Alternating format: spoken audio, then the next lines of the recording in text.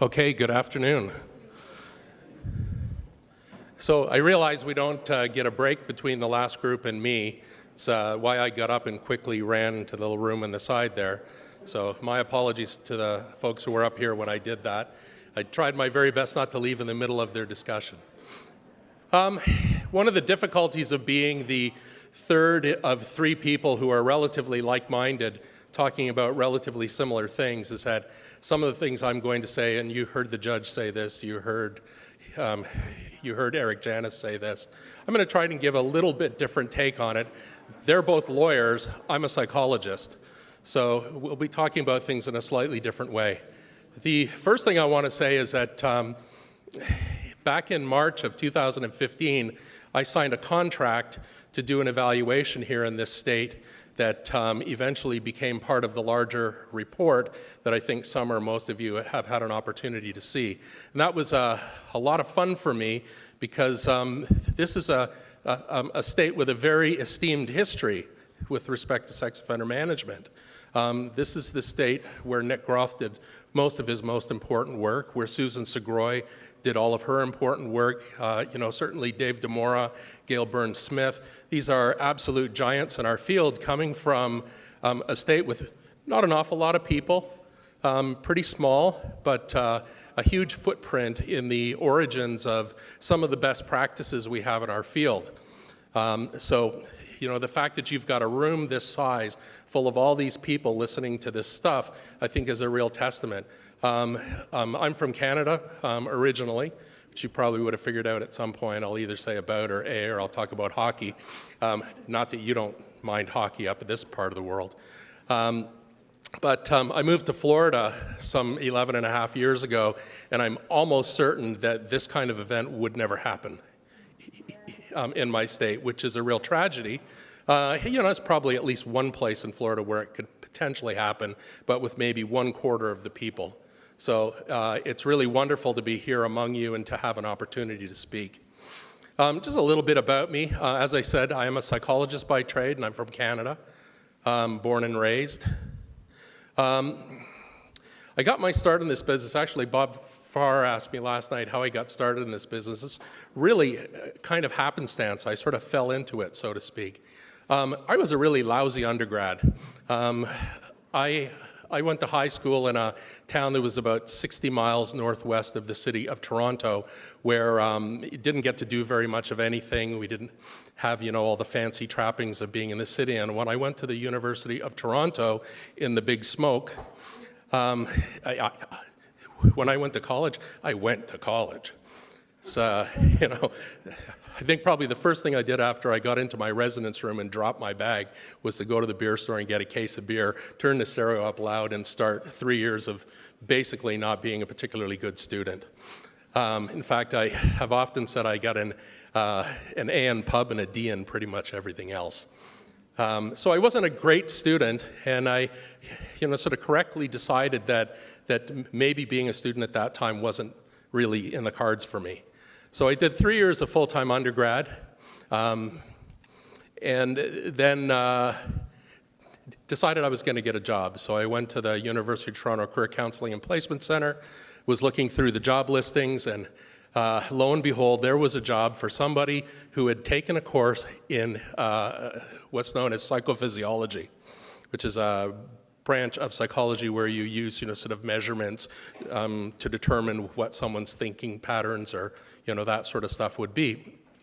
I had just taken a course in actual psychophysiology, and as an undergrad, the only A I ever got. So I thought, here we go, the stars are somehow colliding. Maybe this is okay for me. So I went for the job.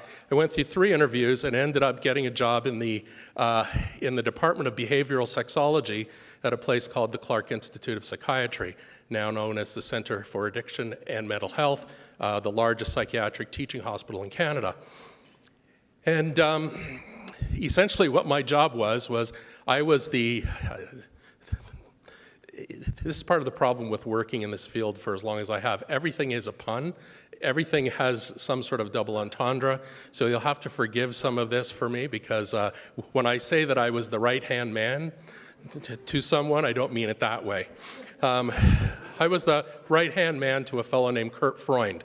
Kurt Freund was the inventor of a diagnostic technique known as the penile plethysmograph, known more commonly by some of our clients as the Peter meter, the Pecker checker, the wangometer, those sorts of things. Anyway, that was my job. I ran the lab and I did lots of testing with people who had a variety of different sexual behavior sorts of difficulties, some of whom were sexual offenders, some of whom were not. So my job from summer of 1984 until about the summer of 1990 or so was I was the chief penis measurer for the city of Toronto. That's my sort of auspicious beginning. You know, but I learned a lot of very important things in that job. First of all, I learned how to be a student. Otherwise, I wouldn't have that little doctor thing in front of my name. I did manage to pull up my socks and get accepted to graduate school, and had some great experiences, and have been doing this now for 35 years almost. In fact, it's the only full-time job I've had as an adult.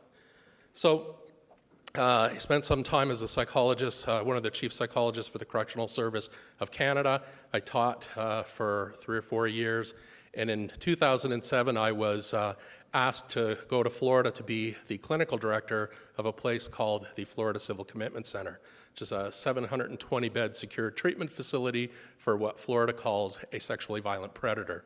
So these are the highest risk sexual offenders in the state of those who didn't get a life sentence. So of those guys who could theoretically have gone back to the community, these are the fellows who were involuntarily, indeterminately civilly committed to a maximum security treatment facility so that they could get treatment and a variety of other things.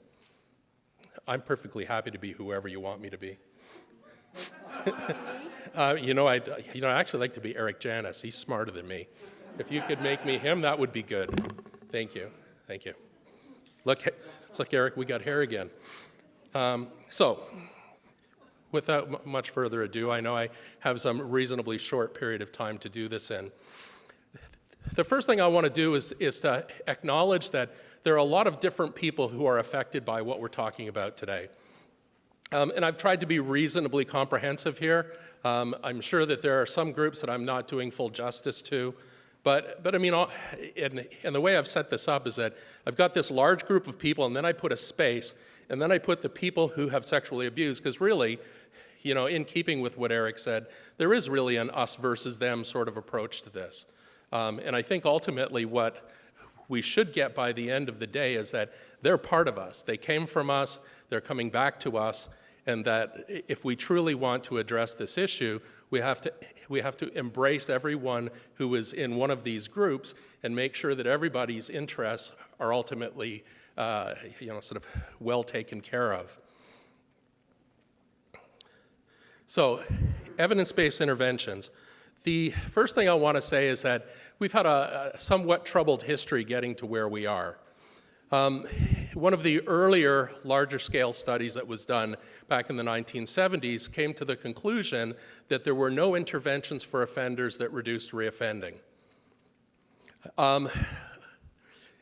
Not long after, some 15 years later, there was a study that also said that there was no evidence that efforts to reduce sexual offending via treatment were having any measurable effect on outcome either, although these two findings are slightly different.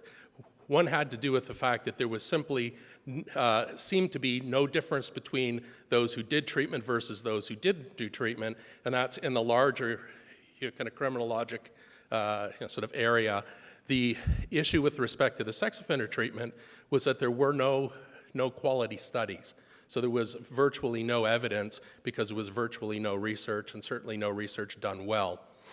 The conclusion was that there is essentially nothing that works.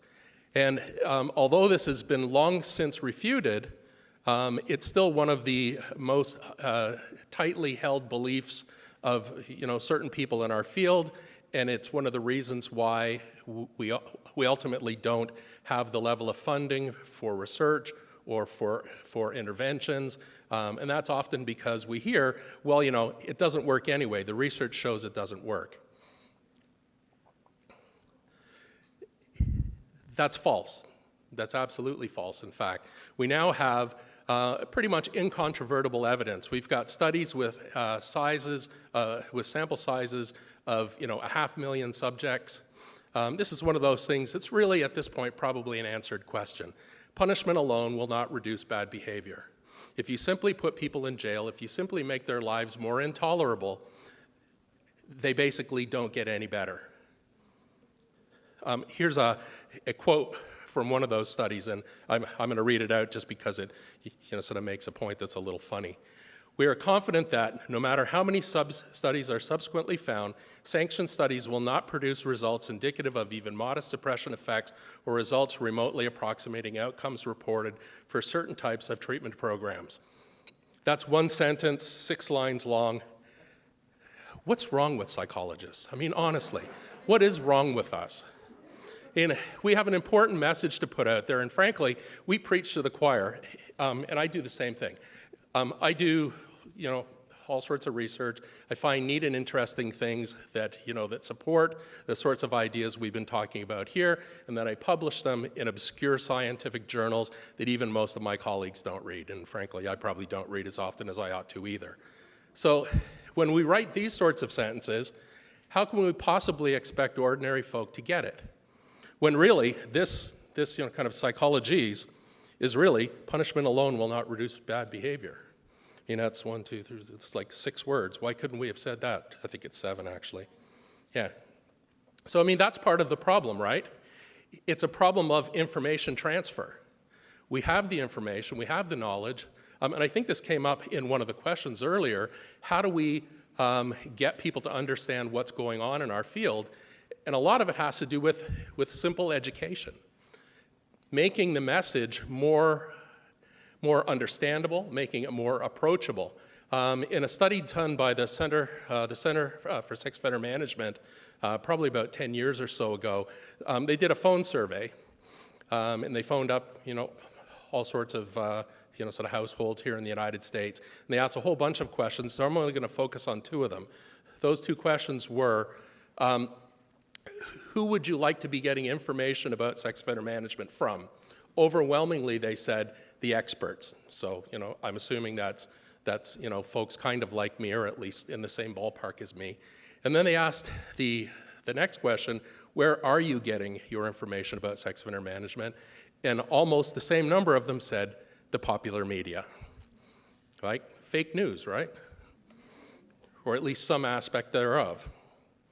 So some of this is an issue with respect to how do we transfer knowledge from people who are doing the research, people who have a broader understanding, perhaps a more deeper understanding, and get that information into ordinary citizens so that when somebody has the strength of courage to stand up and say, I'm not going to support that law because it's bad practice, that they'll still get elected because there will be enough people to understand that perhaps that's not the way to go. The end result of the What Works movement, which was the direct answer to the so-called Nothing Works movement, was some work done by Andrew Zambonta. This is the most recent version of their book, The Psychology of Criminal Conduct. If you want an excellent read about why we do things the way we do them with offenders here in the United States, in Canada, and in other nations that are similar to us, this is the book that lays out the framework. It's a rather hefty tome. It's written by psychologists, unfortunately, and however, it gives us a very, very good snapshot of exactly why we do things the way we do them, and it gives you the research backing for why we should do them that way. Out of this comes a model known as the risk-need responsivity model, or the R&R model, which some of you may have heard of before. I'm going to take a very brief amount of time to tell you what that means. But what Andrew Zambonta did was an answer to Martinson, who said that essentially nothing works. When he compared all of the stuff to all of the stuff, what they did was to say, okay, let's just look at the programs where things appear to be going well. Are there common threads? Are there, sort of building blocks of good interventions that we can point out that if we follow those rules in the future, ultimately we'll stand a better chance of actually doing something good. And those three principles are the risk, need, and responsivity principles. The risk principle is a simple one. It tells us who we should target. And it's kind of a dosage principle. The idea being that those people who pose the greatest degree of risk are the guys who should get the highest degree of service, right? To give you a little bit of an analogy, if you're working in your garden and you get like a small sliver in your finger, the best thing for you to do is to go into the house, find the tweezers, pull the sliver out, maybe get your mommy to kiss it better, and that's probably going to be about right. If you're working in the garden and you get a reasonably significant piece of wood stuck in your finger or your hand, your simple tweezers may not be enough. You may need to go to the walk-in clinic because it might require a stitch or two. You might need some sort of antibacterial something or other. Maybe it requires a little degree of some actual medical attention. If you stick a tree branch through the middle of your hand and it's sticking out the other side, go to the ER, okay? Simple idea, right? But keep in mind, if you get one of those little slivers in your finger and you show up at the ER, you're wasting your time and theirs, and you're going to spend a lot of money on something that you could have fixed really easily with a pair of tweezers. By the same token, that piece of wood that's stuck through your hand is not going to work with the tweezers. So you have to match the level of intervention to the actual size of the problem. And it's pretty simple. Low-risk people need low-intensity interventions if they need any intervention at all. If it ain't broke, don't fix it. People who are in the middle range need something in the middle range. People who are at the high end of the risk continuum need something much more intensive. Makes sense, right? I mean, it's not rocket science, but it's made quite a handy living for Andrews and Bonta. The key thing about it is that when you mismatch the level of risk and the level of intensity of the intervention, the chance that there will be problems increases. And it's not just when we under-intervene with the high-risk guys, it's also true when we over-intervene with the low-risk guys, right? Because there's a reason why they're low risk. So we shouldn't mess with that. We should let them be low risk. I'm not saying we don't pay any attention to them at all. I mean, clearly they did something they shouldn't have. But the level of intensity of intervention needs to be in line with the level of the problem. The next principle is the need principle, equally simple. Figure out what got them in trouble and focus on that. There are all sorts of reasons why people could use some help in a wide variety of areas. Some of those have something to do with involvement in crime. Some of them don't. If it's not involved in crime, we have lots of opportunities for people to do things around. Let's focus on the stuff that got them in trouble.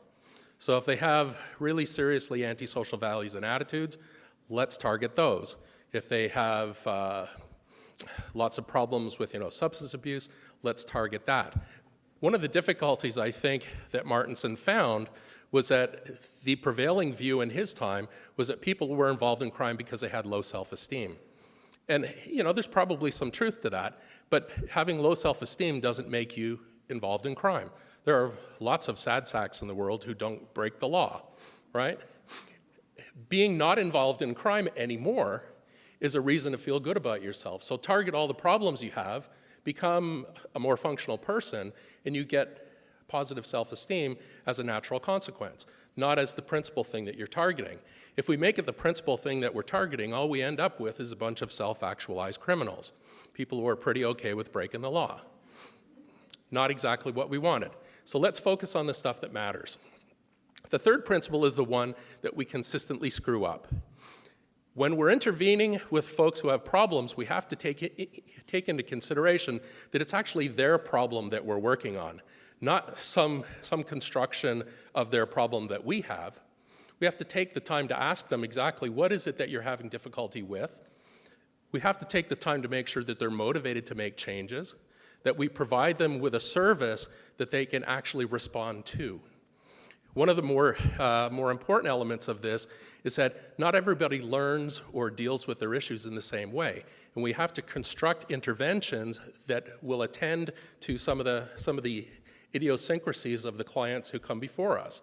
If you have a guy who has an intellectual disability, handing him a great big thick manual for treatment and say, read the first 3 chapters by Monday, is going to result in him either not showing up or certainly not getting out of the program what he needs to get out of the program. So paying attention to the people who are actually in it and working with them, not to them, right? We're doing treatment with offenders, not to offenders, I think is a really important distinction. Those 3 rules, if you follow those, the chances that you'll be successful in your interventions goes through the roof. Very significant finding, very stable finding. In fact, one of the most stable findings we have in our business. You heard this before, but I'll sort of reiterate it. The 2 overarching risk factors we have when it comes to sexual violence are some aspect of sexual deviance. This can include an aspect of hypersexuality, which we were just hearing about in the last talk, and antisociality. It sort of stands to reason that people who are sort of in trouble with the law have at least some degree of antisociality. How they got there can be quite different from one person to another, and we heard a little bit talked about earlier today about the effects of adverse childhood experiences, which is really just coming into focus for us as a field, I think, in the last 10 years or so. But this idea that these are 2 relatively discrete things that when you have them both in force, that's where you've got the guys who are the most scary. It's interesting that there are populations of people who engage in sexual violence who are strong in antisociality and not particularly sexually deviant, and then there are those who are quite sexually deviant and not particularly antisocial. Then, of course, there are those people in the middle. One of the things that I learned when I got to the Florida Civil Commitment Center, which the census when I got there was about 685, that although they were all there because of engagement in some sort of a sex crime, sexuality was not their biggest problem. About 2/3 to 3/4 of them were wildly antisocial. They were there because of basically having no strong regard for the sexual rights of others. That was quite eye-opening for me, given that a lot of my previous work had been with people who were strongly sexually deviant, not necessarily particularly antisocial. So to be thrown into that, wholly different set of circumstances was an eye-opening experience.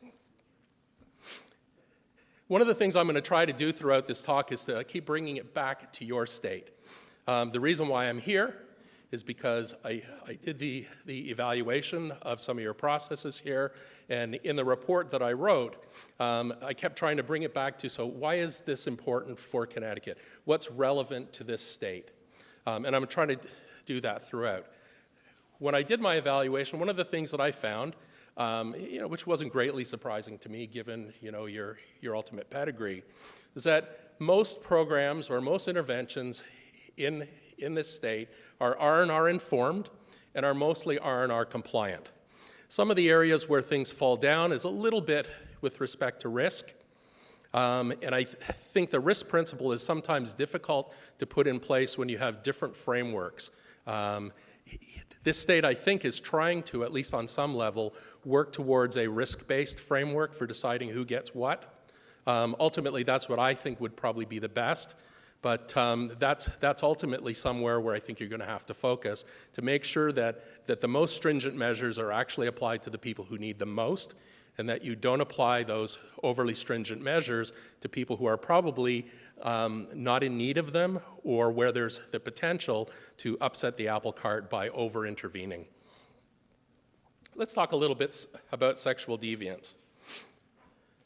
So the first thing to say is that the term sexual offender is a legal term and not a clinical term. You won't open up the DSM-5 and find the word sex offender in there as a diagnostic category. This includes a wide range of unlawful behaviors, not all of which are necessarily sexually deviant. In my world, that would be the so-called paraphilias, all the sort of ilias and isms, exhibitionism, sexual sadism, pedophilia, all that sort of stuff. So while all of those behaviors would be unlawful, not necessarily all of them are inherently sexually deviant. And from a diagnostic standpoint, from a risk management standpoint, that can be a very salient feature for us because there is strong research to suggest that the more sexually deviant someone is, the more likely they are to engage in so-called sexually deviant conduct. Sort of stands to reason. So that diagnosis would be important for us. So we need to take into consideration that not all people who are classified as sexual offenders necessarily meet diagnostic criteria for a paraphilic disorder. In fact, probably most of them don't. This was raised a little bit before, and I'm using similar but not identical sort of terms here. So we have those offenses that are inherently sexually deviant. 35-year-old man being sexually involved with a 5-year-old child, inherently sexually deviant. Someone who kind of repetitively exposes himself to strangers in the community, inherently sexually deviant. There are some things that are pretty obvious on the surface. There are other types of patterns of offending that are not quite so obvious. So we have things that are kind of sexually inappropriate. So the example that that was given before of the 21-year-old and the 14-year-old, that's something that would be sexually inappropriate because we've decided that that it's so. But it's not necessarily sexually deviant in that both of those people are probably, mostly in possession of what we call advanced secondary sex characteristics development. So there's no inherent sexual deviance solely by the fact that they were sexually involved with one another. Then there are things that are socially inappropriate, like two consenting adults having sex in a reasonably public place, like on a beach or doing things in an elevator, or those sorts of things that are, it's more about where you're doing it than what you're doing. What you're doing, if you did it in the right place, would be perfectly fine, but doing it in a public place or doing it somewhat indiscriminately is what makes it socially inappropriate. And I think we need to take this into consideration when we look at the people that we're trying to decide who poses the greatest risk, or if we're going to follow that model, who's going to need the greatest service. When it comes to the DSM-5 definition, we're back to the psychologies, unfortunately. Any intense and persistent sexual interest other than sexual interest in genital stimulation or preparatory fondling with phenotypically normal, physically mature, consenting human partners, or alternatively, sexual interest greater than or equal to normophilic sexual interest. I know the guy who wrote this. He was one of my mentors. He's a very, very bright fellow who clearly didn't go to the easy word school. And one of my favorite bits in this is phenotypically normal. Does anybody know what that means? You have 2 arms, 2 legs, 2 eyes, 1 nose, 2 ears, all in relatively the place where they ought to be. There's nothing morphologically divergent, to use some more psychologies for you. You look like a normal human being. So this goes against the people who are, sort of into amputees or only want to date people who have only 1 eye or that sort of thing. So phenotypically normal means average-looking kind of folks.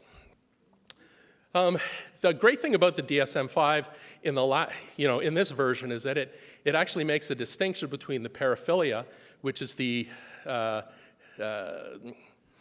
odd sexual interest, and the paraphilic disorder, which means the sort of manifestation of that. So it says that if you masturbate in the in the privacy of your own home, and you masturbate to thoughts of 5-year-old children, and you pay your taxes and raise your children and go to work and do all the things you're supposed to, you have paraphilic interest in kids, but you don't have a paraphilic disorder because it's not causing you any harm or harm to anyone else, right? It would only become a paraphilic disorder when your sexual interests become a problem for yourself or others. So at this point, there are lots of people who may have a so-called paraphilia, but who are able to manage it. And in the DSM-5, one of the reasons for this was that there was a strong lobby from the bondage and discipline folks who said, hey, wait a minute, you're diagnosing us with a disorder when we have fun, we do a little slap and tickle, as the English call it, and everyone gets up in the morning, pays their taxes, and goes to work and feeds their kids. So why should we be considered to be a disordered population when we're just having fun a little differently than the way you do? So, it's not a terrible argument, right? Whatever floats your boat, so to speak. Or as my favorite Canadian Prime Minister said back in 1967, when he was still the Justice Minister, he said, "The state has no place in the bedrooms of the nation." And I think he was probably right, at least on some of that. So in terms of things that are in the DSM, these are the Great Eight, I guess you could call them if you wanted to. And then this one category at the bottom, which is a catch-all. So there are apparently more than 160 different paraphilias, only 8 of which have an actual criterion set in the DSM-5. The other way that you might make diagnoses is to use other specified or unspecified paraphilic disorder. And then you could speak about, whatever weird thing the individual was strongly or intense and persistently sexually interested in. I'm not trying to rush through all this too much, but, I forgot to say something. Every workshop I do comes with a lifetime guarantee. So I'm happy to field questions by email, all that sort of thing, and I actually take this very seriously because I believe that I've managed to learn a few things in my career, and that if I can share some of that knowledge with others, it'll help them feel better about their life or, the places they live in, that's a good thing. So I'm happy to take emails, and I tell this to every group I talk to. I have a lifetime guarantee, so you all have permission to send me emails or you can try and call me if you like, but I typically don't answer my phone. So my email address is in the handout, but if you should happen to lose that, I'm pretty easily found. Put Robin Wilson Sex into Google. I checked it before I got up here. I'm the first 7 hits. I used to be like the first 20, but there's this woman now who's doing sex work as well, and she's screwing up my numbers. So what about Connecticut? So the Hansen meta-analyses that both of my colleagues who spoke earlier referred to supports a perspective that those people who have sexually deviant interests or sexually deviant preferences are indeed at some degree of higher risk. Although some of the research would suggest that that's a little bit complicated, and that simply looking at whether or not somebody's sexually deviant is not enough to tell us for sure who is or who is not going to engage in more sexual offending. The issue, I suppose, with respect to this state is that not all of the sentencing practices in this state necessarily take this reality into account.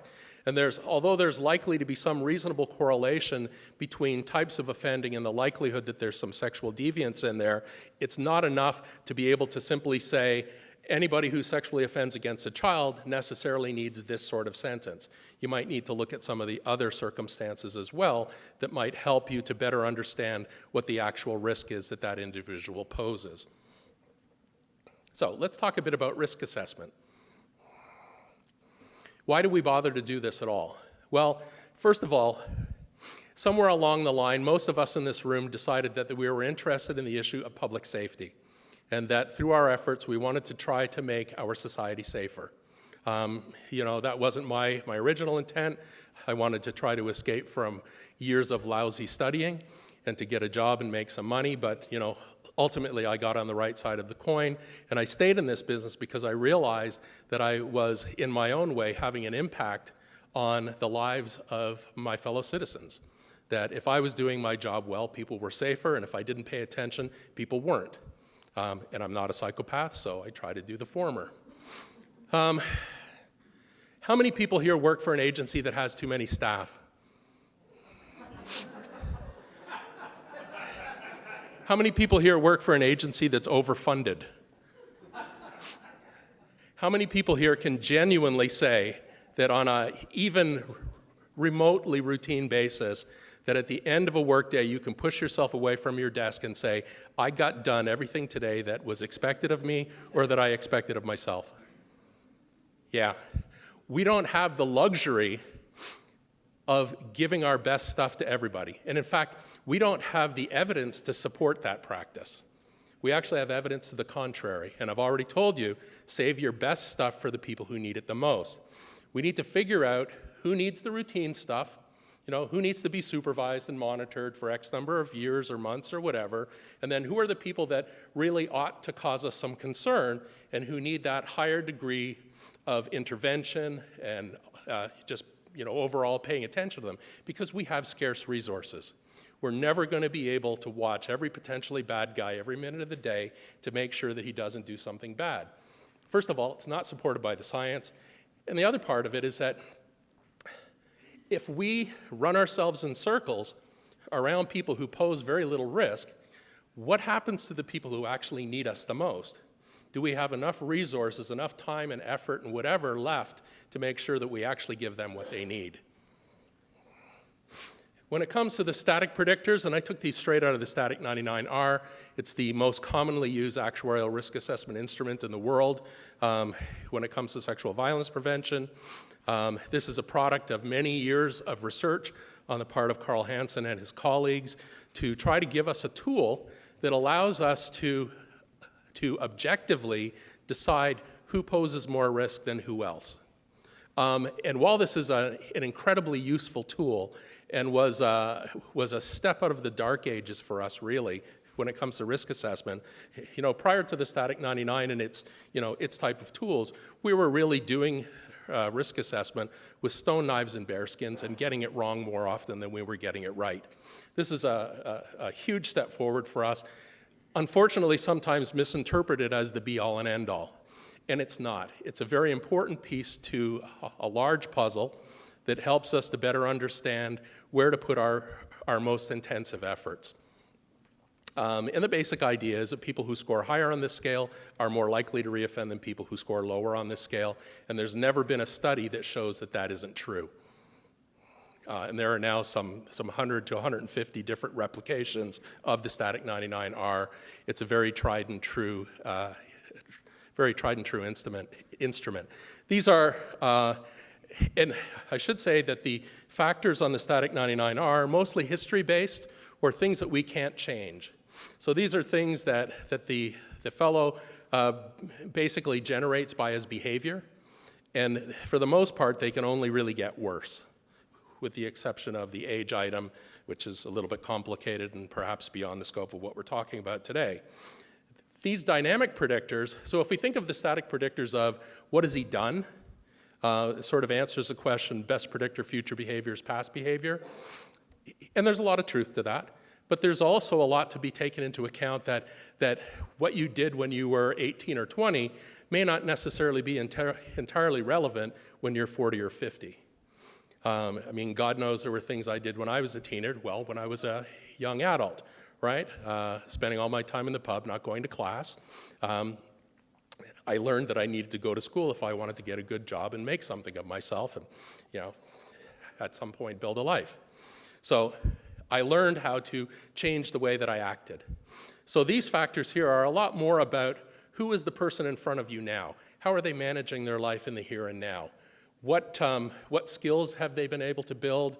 What different perspectives have they reached that would be either risk reducing or, in the alternative, if they didn't learn anything or if they just got more sort of antisocially oriented, how did things go wrong?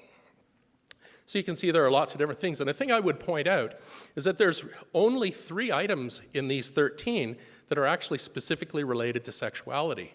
And this was a really important move forward for us about probably 15 or 20 years ago when we realized that sex offender specific was the wrong way to do this. We have to look at these individuals as whole individuals, and it's not just what they do sexually that can be problematic.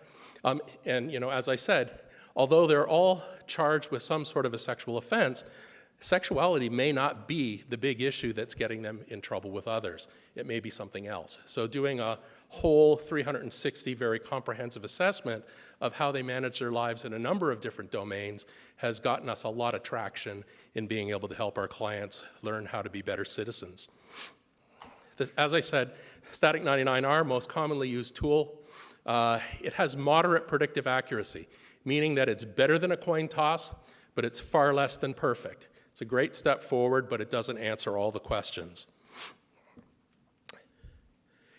Recently, there were some changes to the way that we characterize risk. And I'm happy to say that the person who spearheaded this was actually from Connecticut. Dave DeMora, many of you know, is now a big cheese at the Council of State Governments Justice Center, and it's probably his stupid reason for not being here today. I was really hoping to see Dave, because Dave was actually the one, I think, who urged me to try to get the contract to do the evaluation here. So the reason why I'm here is because of Dave. And I thought that the least he could do was show up. We've typically characterized risk as low, moderate, and high. These are ultimately misleading, mostly because when most citizens hear the word high, they hear almost certain to reoffend, or absolutely he's going to do it again. And that's not necessarily what we as scientists meant. When we said high, we meant higher risk than his compatriots, or about the same risk as the average person in the sample, or somewhat lower than the average, which is what we were really saying, but that's not what judges were hearing, that's not what legislators were hearing, it's not what a lot of people out in the general community were hearing. So when we said so-and-so's at high risk to reoffend, we could have meant that he posed a 33% chance of reoffending in 5 years, but everybody heard 100%. So we weren't actually conveying the information appropriately.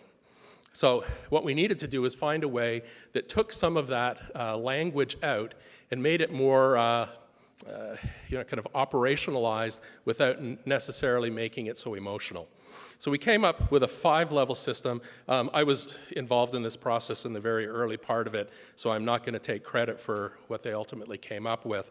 But I think this is a nice way to look at it, and it actually comes together quite nicely when we talk about risk for sexual violence. Just making sure I'm not blowing my time here. So in these 5 levels, this is what we're trying to convey. The people at the first level, they're pro-social, someone who made a mistake. And essentially, the risk they pose is no greater than the risk posed by somebody who hasn't engaged in this behavior in the past. So their chance of reoffending is no greater than an ordinary person offending in the first place. The next level would be below average. These are people who have some minor problems. They're likely to desist with not a lot of intervention. The people in the third level, these are your sort of average offenders. They have typical problems, maybe a little bit of antisociality, some issues that need some sort of attention.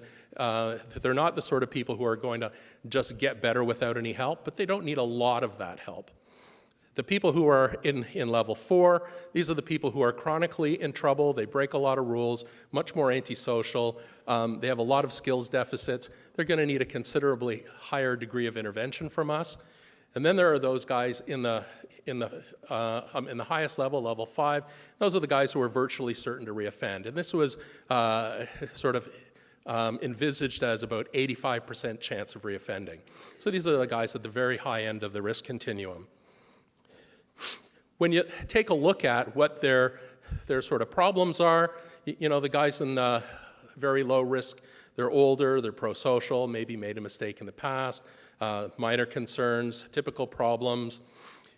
This is with respect to the sex offending population. One of the things you'll notice is that we have no level 5. Why do we have no level 5? Because there's no population of sexual offenders that we have studied that is almost certain to reoffend. At the very highest end of the risk continuum, as measured by the static 99R, approximately 50% of people who score a 10 or higher on the instrument would be at a 50% chance to reoffend. Those numbers are so small that in a sample of probably about 100,000 offenders, that may be 100 to 150 guys. We're talking about a very, very small elite group of people who pose an extraordinarily high risk to reoffend in comparison to their peers, but much less than certain to reoffend, as was envisaged by the level 5 for the broader risk categories. So we split it here into levels 4A and 4B, where 4A would be that above average group with some chronic problems, and then the 4B group would be the well above average group whose problems are more and more severe as you get higher in that end of the risk continuum. Here in this state, When I did my evaluation, I was pleased to find that risk assessments were being conducted using tools that were scientifically sound, that were the sort of things that you would like to see in a best practice sort of environment. So things like Static 99, the LSIR for risk for engagement in non-sexual offending, the stable and acute, or the SOTIPs. I think when I was here in later 2015, there was some training that was happening with respect to SOTIPs, which is a scale from the state of Vermont, and by all means, let's keep it in New England. If you're happy to do that, I have no trouble with that whatsoever. I think ultimately, the use of these tools, however, is going to have to be more critically involved in how you decide who gets what, both in terms of who gets what type of sentencing, where that sentence should be served, and at what point it's reasonable to release them back to the community, and when they get back to the community, what should happen to them.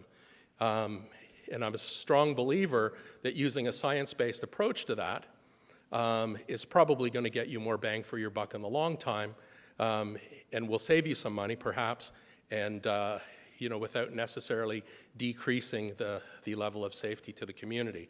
In fact, it may increase it, given some of the commentary that we've heard today. Treatment and desistance. So let's go back to those stakeholders. If we truly want to prevent any sexual violence, whether it's sexual violence in the first place or whether it's re-engagement in that sort of behavior, we have to work together as a team. Everybody on this list has got to be an equal participant in that process. A lot of the groups here are not necessarily good friends of one another. Sometimes there are different agendas, there are different ways of thinking about things, but ultimately, if we want to solve this problem, we really do have to work as a big group of similarly inclined people. We all want to decrease victimization. We all want to make our society safer, and I think, at least on some level, we'd all like for those offenders who come back to the community to do so safely and to regain their lives and to not be a thorn in the side of the rest of us for the rest of their lives, right? I think ultimately that's what we all want. So we have to work together as a team, but we haven't done that well. I stole this slide from the SMART office, and there was some mention of the SMART office earlier. The SMART office is the arm of the US DOJ that is principally responsible for the implementation and the management of the Adam Walsh Act. And it's the Office of Sex Offender Sentencing, Monitoring, Apprehension, Registration, and Tracking, which I think are not the nicest ones. It could have been all sorts of stuff. M could have been management. A could have been accountability. R could have been reintegration. T could have been treatment. But that one's out of the gates. I will say that when the SMART office first started, I didn't think they were very smart either, and I think, Kate, you were quite right about that. They have gotten smarter over the years.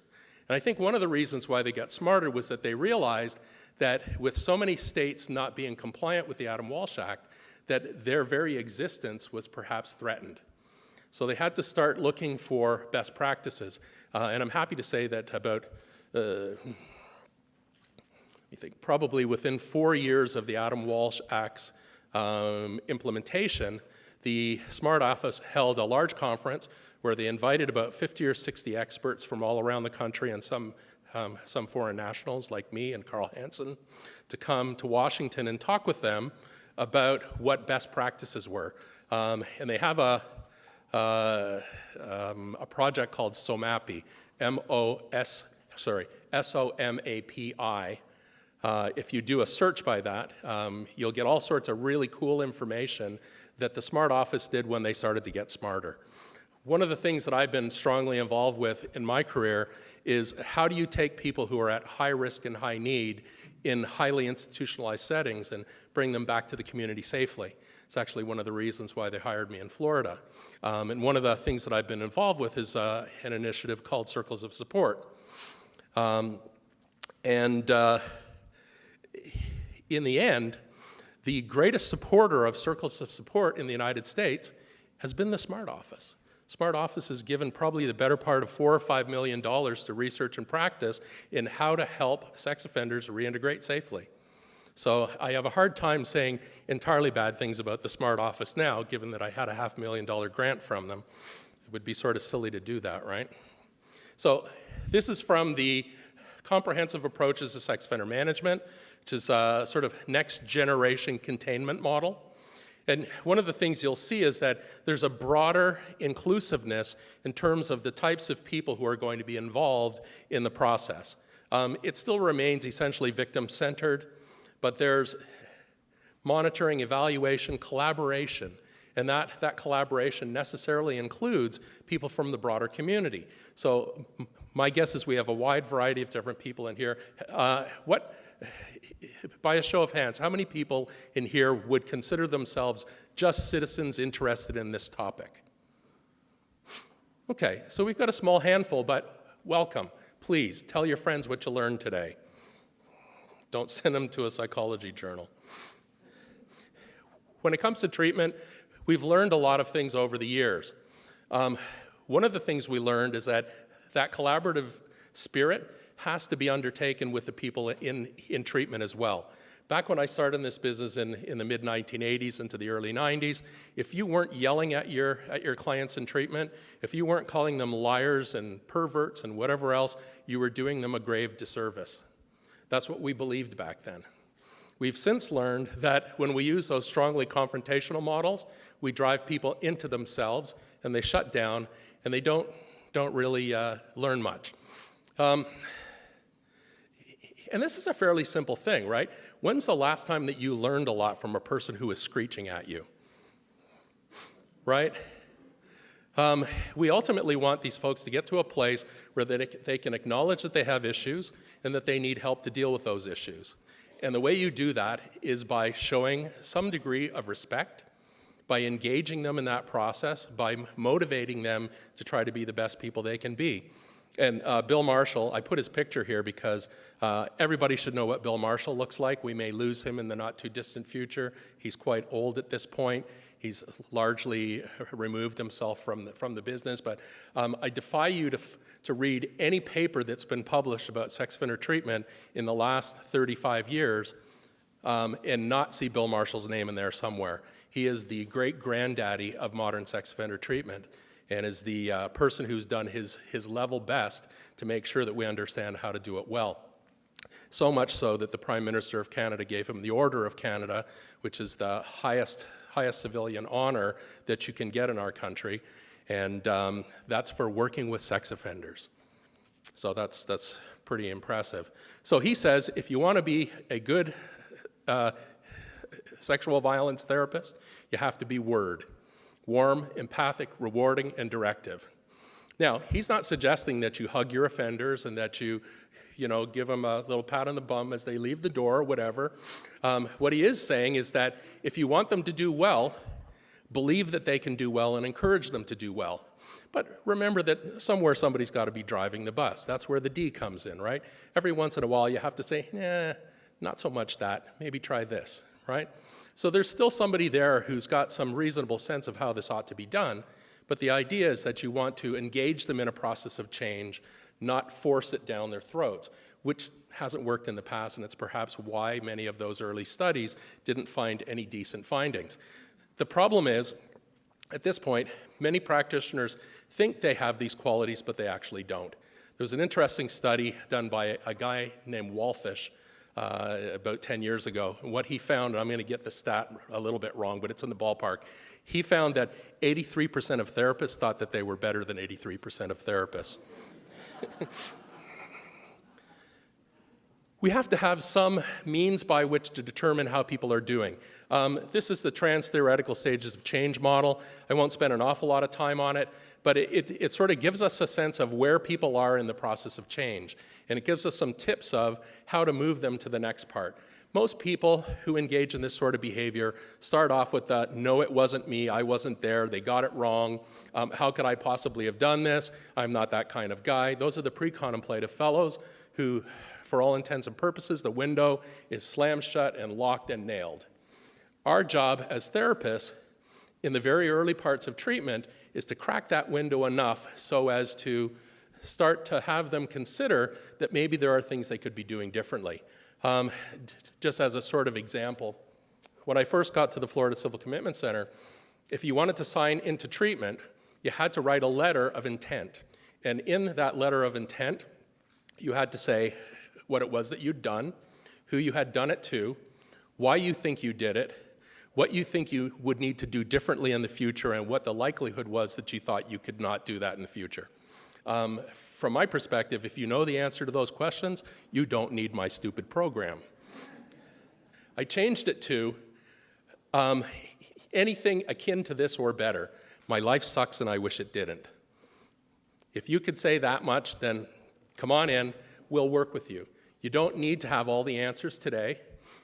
All you need to know is that there's a possibility that maybe there's a better life for you. And that if that means, looking at some important things that you've done or the way you think about the world, that, that's something that we'll get there.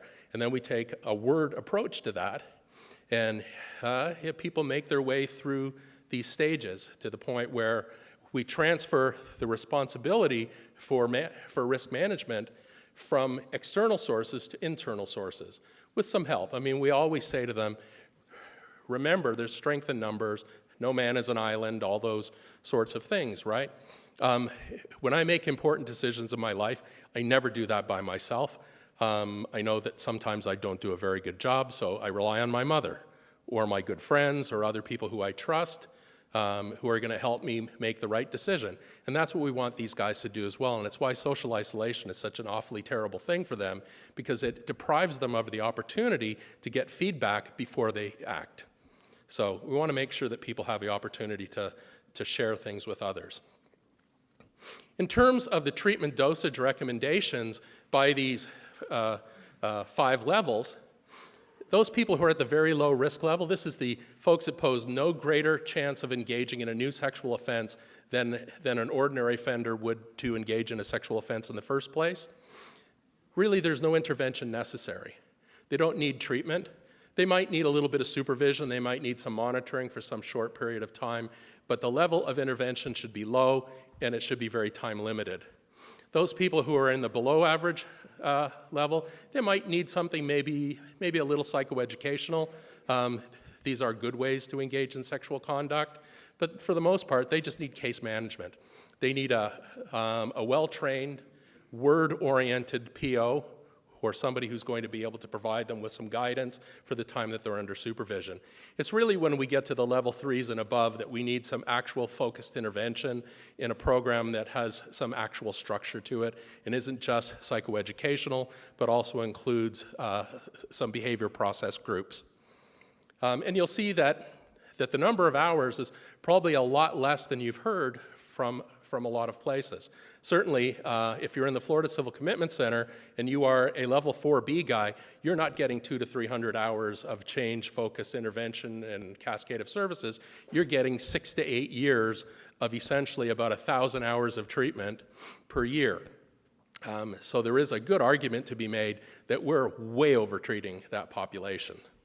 And actually, some interesting data from the state of Minnesota, one of your compatriots, Grant Dewey, I think would very much agree that we over-treat our folks at the high end of the risk continuum.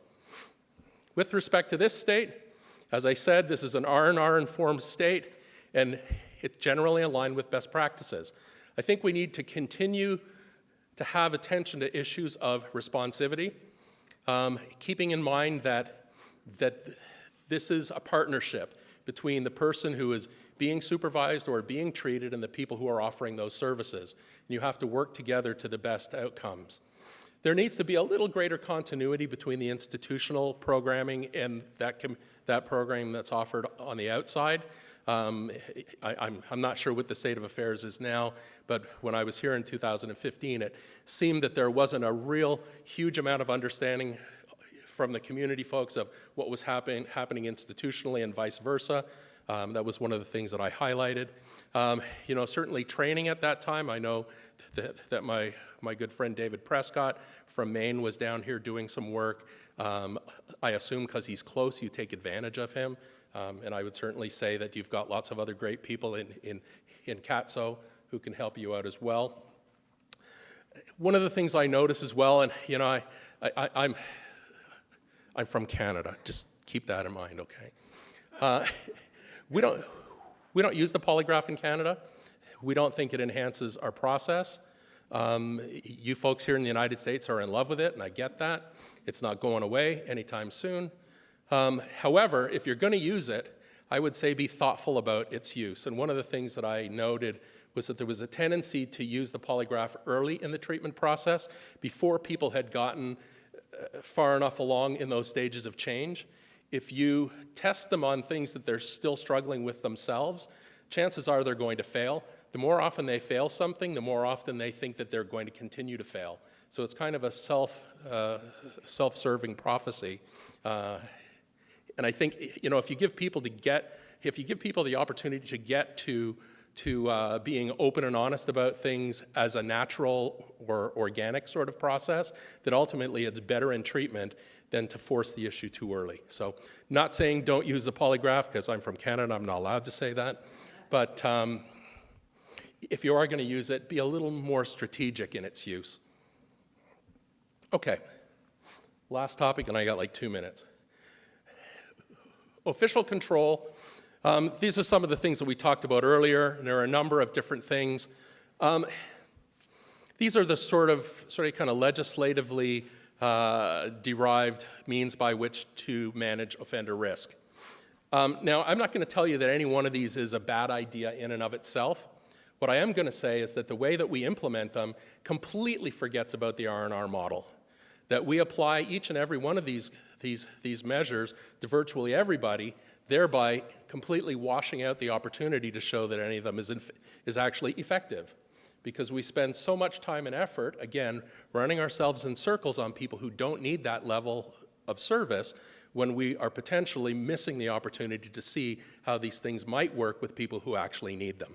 So it would be my contention that if you're going to have 1,000-foot rules, GPS bracelets, sex offender notification, different levels of actual registration, that these should be risk-based.